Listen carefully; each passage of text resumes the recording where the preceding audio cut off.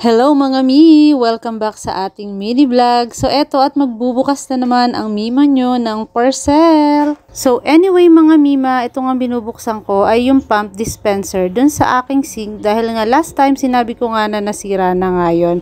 So dahil pinasahod nga ako sa pagiging affiliate ko kay Orange App, ito at nakabili na nga ako nito. So medyo naku-curious nga ako bakit nga parang sobrang laki naman yata nitong nabili ko. Pero eto nga at kinakabit ko na rin after ko nga ma-unbox itong bago kong pump dispenser. So una nga niyan pala mga Mima, syempre tatanggalin ko muna yung sira kong pump dispenser dito na sobrang liit talaga niya. Cute na cute lang siya. Tapos medyo natagalan niya ako sa pagtatanggal dito dahil sobrang higpit nga nung pagkakakabit ko dito. At nang matanggal ko na nga itong luma at sira kong pump dispenser, agad ko na nga itong kinuha, yung bago kong pump dispenser para nga maisukat.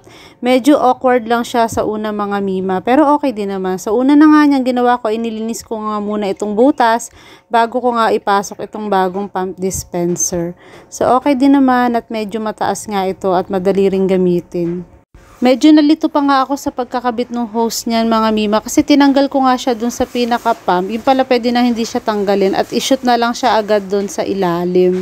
So ayan at sinubok-subukan ko nga i-pump. Parang sa una nga hindi lalabas yung dishwashing liquid. Pero okay din naman kasi napaka-easy lang niya. Pag ipinump mo siya once, lalabas siya kaagad. Kaya ayun, ito isi-set up ko na nga rin yung panglagay dun sa galon. Madali lang din naman i-set up itong sa galon mga Mima dahil kapag nailagay mo na nga itong pinaka-cover niya, i-shoot mo lang din siya dyan tapos ilalagay mo lang din siya sa loob para nga maisara mo. Tinanggal ko na nga rin pala itong luma tapos itong galon, i-refill ko na lang din yan. So gumagawa nga lang ako ng dishwashing liquid ko mga Mima at itong ang ginagawa ko ay lavender yung scents niya. Napakabango talaga. Ito talaga yung favorite kong scents ng dishwashing liquid.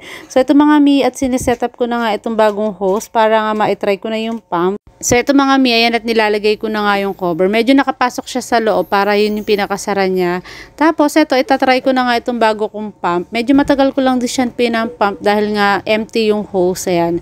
Maya-maya lang naman naririnig ko na umaakit na yung dishwashing liquid. Kaya mapakabilis lang din niya. Tapos isang pindot mo lang siya na napakagaan. Lalabas na kaagad yung dishwashing liquid niya. So hindi ko na nga gagamitin itong bote at ilalagay ko na ulit sa labas. So after nyan mga Mima, magliligpit na nga ako dito, pupunas-punasan ko lang din. Tapos tatapon ko na nga itong pinaglagyan ng bagong pump dispenser, saka itong sira. So mga Mima, kung gusto nyo nga nitong binili kong pump dispenser para maging minimal lang din yung inyong sink, ayan, itry nyo na nga maglagay nito. So kung interested ka, alam mo na, yung link nandun sa comment section. So paano mga Mima? Hanggang dito na lang ang ating vlog. Thank you for watching. Bye!